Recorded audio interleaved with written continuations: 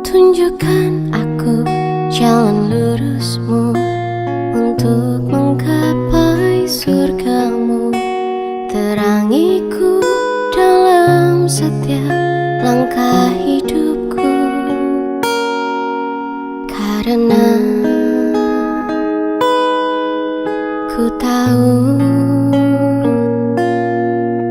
hanya Kau Tuhanku.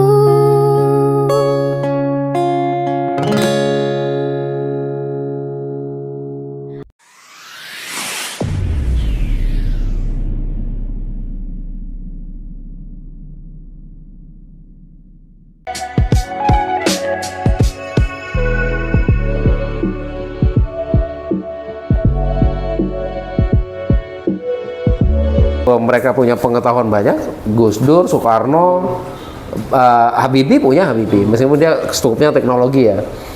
Tapi di luar itu saya lihat kurang.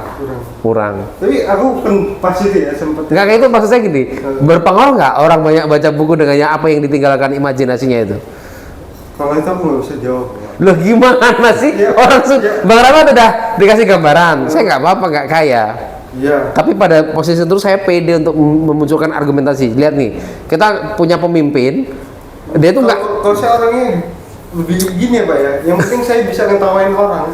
Ya jangan gitu, nggak gitu. Maksud saya gini, Enggak, Pak. ini kan untuk memberikan perspektif kepada teman-teman di YouTube ya, gini.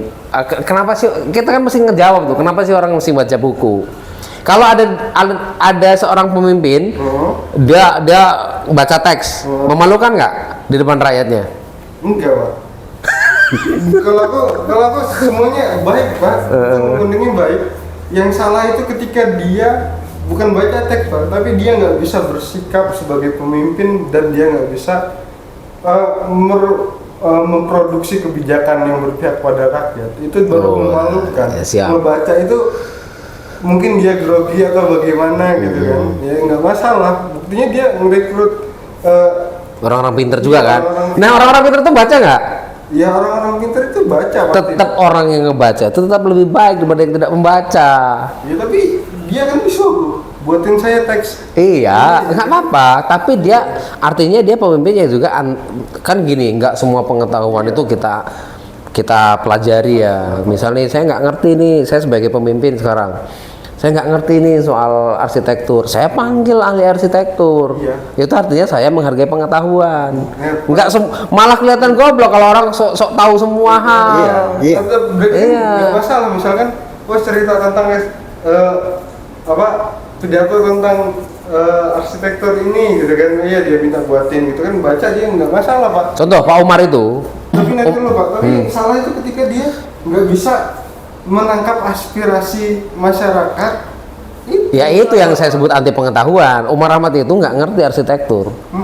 Kemarin dia dapat penghargaan karena dia bawa Nusai kan, Nusai ke Jepang tuh. Tapi dia ngomong bahwa Nusai ini berkolaborasi. Karena apa? Desain yang Tubaba itu loh, yang desain tulisan, desain untuk merchandise-nya itu masuk dalam 40 dunia. Nah, yang di Indonesia dapat tuh hanya 2, satu Pak Singgih Papringan yang sepedagi, sama Tubaba Nusain Umar Ahmad tadi itu gitu. Nah itu kan menunjukkan bahwa belajar dengan pengetahuan itu penting. Cocok ya? Ya kalau paling tidak kalau saya sih pejabat publik kepala daerah atau siapapun pemimpin, kalau mereka tidak bisa untuk beradaptasi dengan pengetahuan dan pengetahuan, Serahkan pada ahlinya. Iya, bayangin Al-Ma'mun gitu ya, era-era keemasan khilafah Islamiyah, Harun ar-Rasyid. Jadi kan pada saat mereka kan memang orang nggak mampu ya, rata-rata orang hidupnya terbatas lah ya, terbatas dalam pengertian materi ya. Mereka mendatangkan penerjemah. Terjemahin tuh Aristoteles, terjemahin buku-buku Yunani, filsafat. Bagaimana cara mereka menghargai? Diajak berlomba kan? Berapa tumpukan kertas beratnya, disitulah mereka dikasih emas seberat itu. Nah, cara mengapresiasi orang-orang pintar kan akan kelihatan juga. Nah, ada nggak hari ini kalau umpamanya pejabat publik memberikan apresiasi terhadap orang-orang yang berpengetahuan. Itu adalah salah satu bukti bahwa mereka menghargai pengetahuan. Kalau tidak, udah mereka tidak mencintai pengetahuan secara pribadi, mereka tidak terkoneksi dengan sumber-sumber pengetahuan, salah satunya adalah buku. Kemudian mereka juga tidak mengapresiasi orang-orang yang berpengetahuan. Ya memang mereka berjarak dengan pengetahuan. Iya. Dan hasilnya ya pasti kalau persoalan teks dengan persoalan biasa, nah khawatir kerja enggak, membangun narasi juga tidak bisa kan? Atau dia menyampaikan pokok-pokok pikiran dalam narasi yang dia bacakan, bukan pikiran dia, itu akhirnya tidak bisa dia realisasikan, bertolak belakang lah isi pidato dengan kebijakan. Kan bahaya jadi. Bahaya. Kayak gini, Bang Arman Azid itu salah satu sejarawan yang menurut saya Lampung yang juga sangat menghargai arsip-arsip Lampung tuh. Daripada mereka yang hanya sekedar mengapresiasi, oh ini akan jadi cagar budaya, tapi tidak ada cerita value yang akan terbangun itu. Bagi saya itu harus ditemukan, itu harus diapresiasi. Itu harus ditemukan tuh bahwa yang paling mahal itu adalah membangkitkan cerita masa lalunya itu untuk menjadi sebuah gambaran cerita di masa depan. Bagi saya ya inilah kenapa kemudian literasi itu sangat luas ya, karena dia akan belajar dengan apa hal yang kemudian memang bisa diwariskan gitu. Nah, ketika kota literasi untuk menyadarkan secara substansi ke generasi selanjutnya, maka generasi selanjutnya akan senang materi tanpa proses yang benar, tanpa proses pengetahuan yang benar. Jadi apa yang terjadi, kota makin mengalami kerusakan gitu. Saya kebetulan juga lagi senang dengan Pak Eko Prawoto ya, dimana dia pindah ke kampung, dia bangun Parik Legung namanya, dia arsitek anak didiknya Romo Mangun. Dan dia itu sekarang lagi bikin museum benda biasa, itu museum desa. Dia kumpulkan perkakas, Palu, Arit, Linggis, dan dia kata siapa desa itu tidak punya pengetahuan, ini adalah artefaknya desa. Dan kita mengkonversi pengetahuan bahwa pengetahuan bukan hanya milik perguruan tinggi, tapi pengetahuan juga milik desa. Dan ini buktinya, perkakas ini adalah bukti desa punya pengetahuan. Dan itu semuanya dibangun dengan cara pandang literasi. Kan orang bisa belajar tuh, oh kenapa sih cangkul ini kok bentuknya begini, cangkul ini dulu bentuknya begini. Kan dia kumpulin tuh cangkul-cangkul dari masa kerajaan-kerajaan lama sampai sekarang, dia kumpulin tuh. Dan dia akhirnya mencari filosofinya gitu. Dan konsep di gotong royong, bagaimana dia merayakan kendesoan kata dia. Jadi kita ini di kota-kota bikin ruang terbuka hijau mahal-mahal habis miliaran. Ini desa semua ruang terbuka hijau tuh. Kota itu sedang kembali meniru desa dengan cara mahal. Nah kita sudah ada desa yang hijau royo-royo seperti ini, tapi kita minim kegiatan. Yang paling mahal adalah kegiatan di desa ini, menghidupkan kegiatan di tengah desa inilah yang mahal. Bagaimana kebudayaan desa kembali, tarian, kegotong royongan, local wisdom tadi, value gitu. Dan kalau kita mengkaji Pak Eko Prawoto itu seperti ya mengkaji sebuah literasi yang otentik. Nah, itulah wisdom. Kan dia tadinya hidup di kota. Sekarang dia beli tanah di Kulon Progo di pinggir sungai. Terus dia bilang bahwa arsitektur itu sementara. Kita itu mendirikan atau menempelkan bangunan di atas tanah yang sudah jutaan tahun. Dan hidup kita itu paling hanya 60-an tahun. Tapi kalau kita membangun sesuatu yang permanen, cor dan sebagainya, saatnya kita ngerusak. Nah sekarang dia kembali tuh ke konsep Ugahari kayak Yosi dan kawan-kawan. Jadi bagaimana arsitektur itu sesuatu yang juga tidak keluar dari konteks. Jadi misal orang-orang desa ya pakai kayu, nah, dia kumpulin lagi tuh kandang-kandang tua lama itu dia bangun lagi. Malah kayunya kayu-kayu bagus tuh. Dia bikin rumah-rumah tua Jawa gitu, dan itu dibentuk, dan dia tidak nguruk tanah. Dia bikin bedengan, batu-batu, bahkan pakai pavingnya bukan paving modern, pavingnya pakai batu bata disusun. Rumput-rumput tuh kadang disapu, disusun jadi tulisan gitu. Jadi dia benar-benar ingin merayakan kendesoan gitu. Dan saya sedang belajar itu juga. Nah ini kan sedang berliterasi kita. Literasi di mana kita tidak, kalau kata Pak Singgih, orang tuh seolah-olah melihat kota itu masa depan. Padahal enggak. Kita sedang menuju kerusakan. Orang tuh bicara desa itu seolah-olah masa lalu. Padahal itu masa depan. Tidak semua industrialisasi itu adalah predikat untuk mengatakan negara maju. Dia bikin sepeda gi dia tuh sudah dipakai Pak Jokowi ya. Di G20 semua kepala negara pakai sepeda dia. Bahkan sepeda dia yang paling mahal tuh 60 jutaan tuh sepeda bambu. Terus kemudian orang Jepang tuh pesan sama dia. Dia maksa pakai bentuk ini, terus dia jawab sama Pak Singgi, saya itu tidak jualan produk, saya sedang jualan gerakan, saya itu jual movement. Maka saya berharap Jepang menanam bambu lagi dan dia harus mengembalikan sepeda dengan ornamen khas lokalitasnya bambunya Jepang. Orang Eropa juga pesan sama dia gitu, saya tidak jual produk, kalau saya jual ya saya hanya buat sekian, saya tidak mau melayani pasar Anda. Saya mengingatkan kepada Anda harus kembalikan alam itu lebih bagus lagi, dan Anda tinggal membuat sesuatu dari alam Anda. Anda tidak perlu memaksa bambu-bambu kami kemudian melayani pasar Anda gitu. Dan ini keren sekali tuh yang dia bilang call hype dulu Bang, Pak Singgih ini. Dan Pak Singgih ini bisa dicek di banyak YouTube ya. Pak Singgih, Pak Eko Prawoto itu melihat bahwa kita bisa menjadi bangsa masa depan dan tidak perlu meniru industri maju. Tinggal kita ubah sedikit cara berpikir kita, cara kesederhanaan kita, dan kita bisa hidup untuk semuanya. Kita tidak perlu merusak alam untuk kekayaan kita, tapi kita bisa memberikan jalur hidup untuk memberikan pemerataan ekonomi kepada semua bangsa, bahkan kita bisa memberikan value kepada bangsa asing. Buktinya apa? Sepeda gi hari ini mendapatkan penghargaan dari 40 desain dunia kan gitu.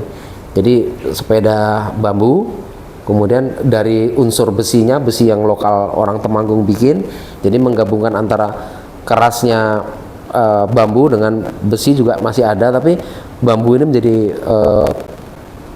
bahan yang bisa dikatakan lebih dominan daripada yang lain gitu. Dan ini kan berangkat dari apa? Literasi. Semakin tinggi literasi, semakin tinggi inovasi. Ajak dan sikap dia. Boleh. Saya boleh argumenmu itu gitu. Kayak kuncinya kan di inovasi tadi. Kita sering diperhadapkan membaca buku, belajar itu dengan kerumitan teori. Itu sebenarnya juga keliru. Saya cerita tadi waktu podcast pertama kita ya, bahwa kekayaan kita terhadap cerita, legenda, dongeng itu luar biasa. Lampung aja mungkin ada berapa cerita, Jawa ada cerita legenda, Minangkabau ada berapa cerita, dan itu kan diulang-ulang oleh orang tua kita, disampaikan kepada kita. Nah, pengalaman-pengalamannya orang menyangka, kalau saya kan menganggap bahwa kita secara indrawi, material itu ya, itu alat untuk mendapatkan pengetahuan secara material. Gitu. Kemudian material mentransfer pada imaterialnya, pada nalar ya, nalar, akal, pikiran, menyentuh sisi kemanusiaan kita yang lain, sisi yang non material. Maka ada hal-hal yang harus juga dipenuhi, bahwa manusia itu kan saya tegasnya, manusia itu bukan hanya soal materi, jasadnya, dia ada ruh, dia ada akal, dia ada pikiran, dia ada hati. Nah itu harus diisi ruangnya secara seimbang kan. Jangan sampai kita menjadi manusia hanya fisik, biologisnya saja. Kalau gitu pasti kita materi. Mobilnya Pajero atau jelek. Rasanya kan jadi tai, jadi busuk, jadi apa semua kan. Itu materi. Itu materi. Yang fana itu materi. Yang non materi itu ya materi penting, tapi itu bukan tujuan utama kan. Bukan. Tapi banyak yang kemudian terfokus pada itu. Nah sebenarnya bayangin di desa bawahnya nggak perlu baca buku untuk mempertahankan si pinggir pantai itu nggak terus obat. Mereka cukup tanam. Bagaimana menahan angin, mereka tanam bambu tuh. Kenapa bambu? Karena bambu itu bisa ngebagi angin. Jadi masuknya ke darat itu dia tidak terbagi, dia nggak badai. Oh iya. Dan realistis kan.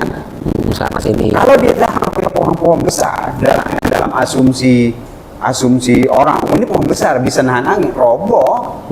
Bertarung dengan badai itu ya roboh. Tapi kalau bambu dia dibelah, dia bagi anginnya. Jadi kan menjadi kecil ininya kan masuknya. Nah ini kan pengetahuan sebenarnya.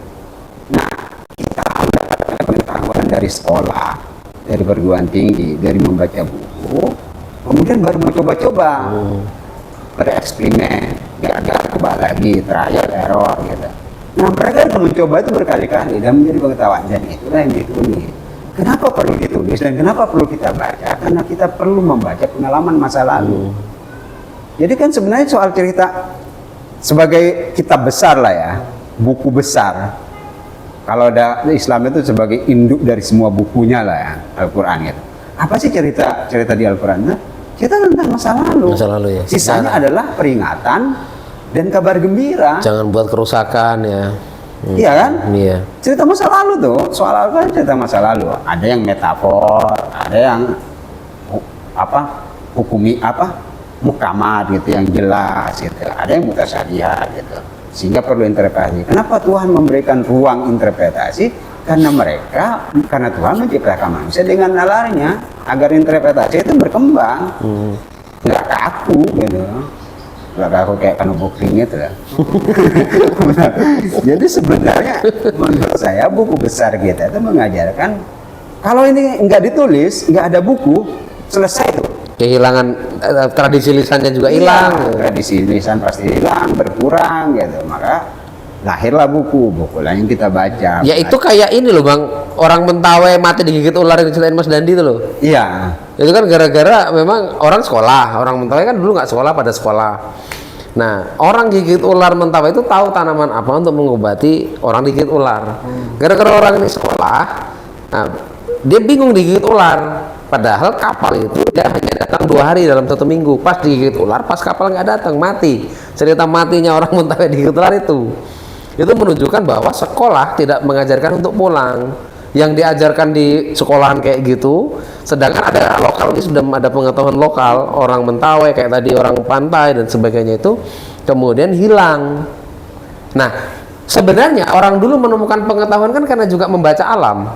Iya. Kemudian dipindahkan ke teks. Makanya buku membaca pengalaman baru, sisanya inovasi. Nah, orang mau belajar hutan jauh, orang metro hutannya udah nggak ada, ditebangin. Sawah jadi rumah-rumah. Iya. Kita mengawinkan berbagai kearifan-kearifan lokal, kemudian melahirkan hal baru. Nah, itu inovasi sebenarnya. Inovasi itu lahir juga dari imajinasi. Kan kita berpikir nih, ini ada pohon mahoni, dulu jadi obat malaria. Ada getah pisang untuk nyetop luka gitu. Kemudian kita berpikir, gimana tuh lagi praktisnya? Karena mungkin kebun pisang sekarang terbatas. Kemudian lahirlah yang berarti bisa dibuat kayak kapsul, dibuat kayak apa? Berarti membaca harus ketemu konteks dong Bang. Iya dong. Kalau dia membaca aja baca, saya bilang tadi baca belajar di setiap saat, baru in case. Iya. Kalau dia hanya baca terus ya nggak akan pernah punya empirisme kan? Bisa. Nah, dia apalagi baca Arab anggaran Bang. Harus ketemu kasus juga. Kalau korupsi dia kan. Ini kok 100 juta kok kualitas bangunan kok cuma 30 juta nih gitu kan? Problemnya gini gitu kan? Iya, kan sayangnya Mas, saya lihat ada beberapa foto laporan keuangan ya anggaran foto bersama buku kan ada beberapa waktu yang lalu gitu dan semangat literasi itu digerakkanlah untuk foto bersama buku ada yang foto dengan laporan keuangannya kan ya bagus sih mungkin literasi tapi ya jangan gitu juga gitu ya seketemunya kayaknya.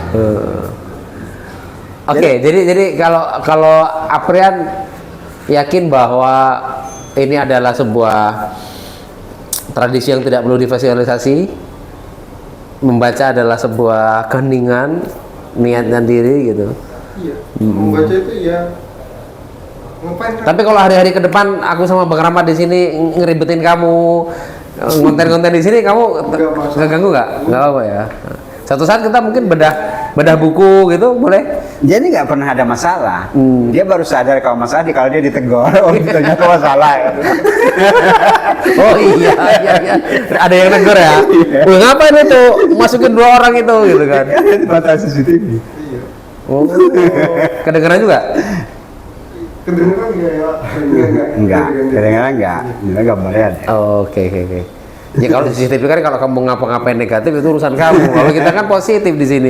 Kita ngonten, kita berbicara secara akademis, ya kan pengetahuan. Oke teman-teman, nanti kita kasih judul apa ya? Ngobrol literasi bersama Aprian di Pocadi itu. Aprian dan Pocadi mungkin itu nanti. Lama-lama aku sama Bang Rahmat tuh kayak Vindes gitu loh. Ya kan? Ya kan lama-lama gitu kan. Ya, kami awalnya maunya Dharma Rahmat gitu kan. Ya. Kalau Apa enggak rada apa? Dharma. Lah iya, rada gila, rada. Iya, kayak Vindes, Vincent Desta. Oke, terima kasih teman-teman Payungi, Payung University, salam Payungi.